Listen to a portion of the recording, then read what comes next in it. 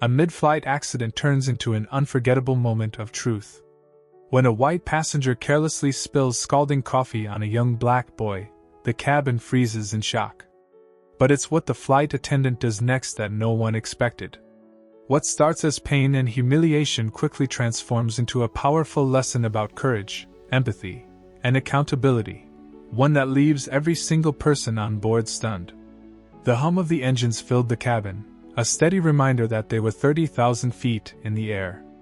Families settled into their seats, business travelers tapped on laptops, and children gazed out the small oval windows at the endless blue sky.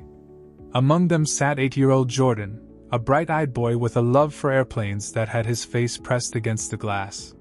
His mother, Vanessa, sat beside him, flipping through a magazine but keeping a protective eye on her son. For Jordan, this wasn't just any flight. It was his very first time flying first class. His mother had surprised him with the upgrade, wanting to make his birthday trip extra special. He had begged to sit by the window, and now he couldn't stop smiling at the sight of the wings slicing through the clouds. In the row ahead of them sat a man in a neatly pressed suit, his laptop open on the tray table. He was middle-aged, white, and carried himself with the kind of entitlement that didn't need to be announced.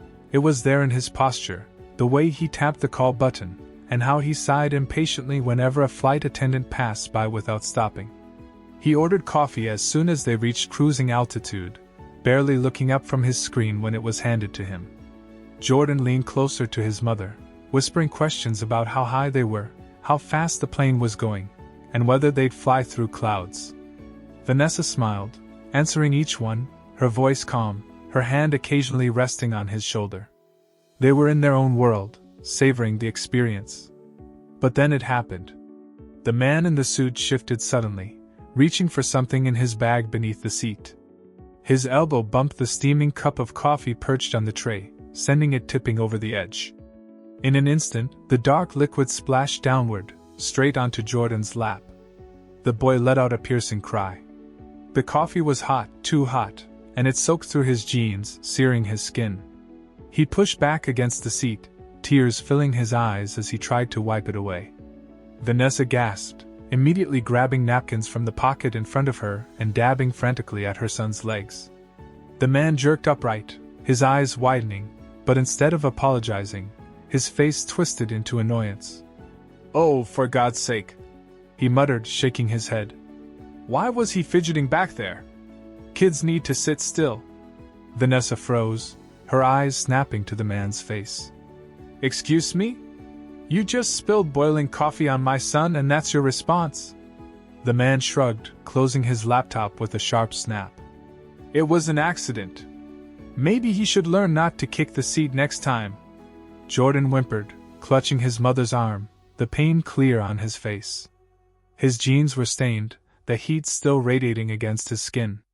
Passengers nearby turned to look, whispers spreading through the cabin. Some shook their heads in disbelief, others leaned closer to see if the boy was okay. And then, the flight attendant appeared. She was young, maybe late 20s, with her dark hair tied neatly back. Her name tag read, Emily, and in her eyes was something more than just professionalism. She had been watching from a few rows away, and the sound of Jordan's cry had drawn her immediately to the scene. "Is he hurt?"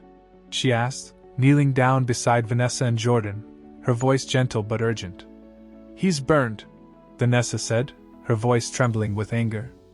"This man just dumped hot coffee all over him." Emily didn't hesitate. She pressed the call button for backup, then grabbed a cool towel from her service cart, pressing it carefully against Jordan's leg. "Sweetheart, it's okay," she whispered to him. "I've got you. We're going to make this better." The boy sniffled, biting his lip as he tried to be brave, his small fingers clutching the armrest. Emily glanced up at Vanessa, then at the man. Her expression shifted from concern to something harder. "Sir," she said firmly, "I need you to sit back and stop speaking. Right now our priority is this child, who is in pain because of your carelessness." The man's jaw dropped. "My carelessness? Watch your tone. It was an accident. I don't appreciate being spoken to like that." But Emily didn't flinch. Her voice carried through the cabin, steady and clear. "You spilled scalding liquid on a child and then blamed him. That is unacceptable. I will be filing an incident report, and I suggest you stay quiet until I finish assisting him." The rows around them buzzed with approval. A woman across the aisle nodded sharply, murmuring, "Good for her." Another passenger muttered, "About time someone said it." Vanessa blinked, taken aback.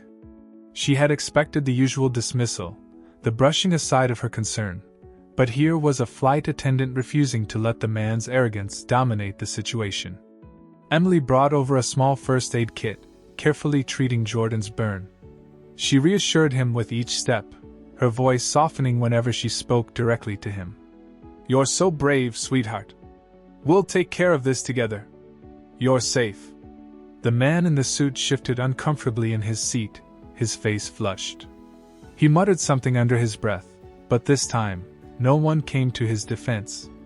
The power he carried when he first boarded had drained away, replaced by silence and the disapproving stares of fellow passengers. As Emily worked, the captain himself emerged from the cockpit, having been alerted by the crew. He crouched beside Jordan, his face lined with concern.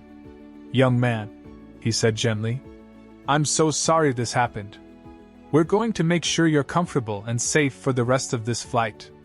Jordan nodded weakly, still holding his mother's hand. The captain straightened, turning his gaze on the man responsible. His voice, though calm, carried authority. "Sir, you will remain seated for the duration of this flight. When we land, security will be meeting us at the gate to discuss your behavior." The man's eyes widened. "Security? Are you kidding me? For spilling coffee?" "No," the captain said evenly. "For your response afterward.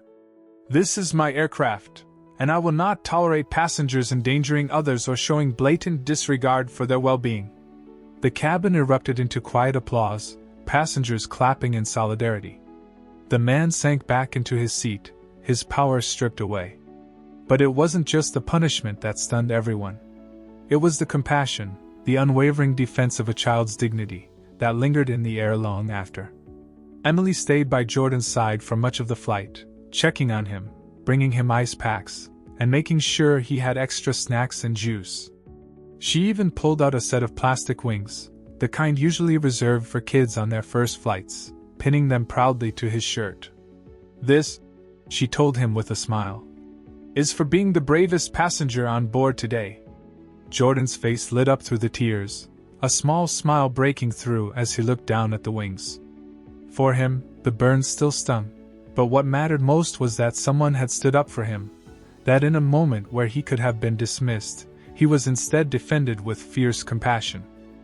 By the time the plane touched down, the story of what had happened had spread throughout the cabin. Passengers whispered about the attendant's courage, the captain's decision, and the man's downfall. Many promised Vanessa they would provide statements if needed.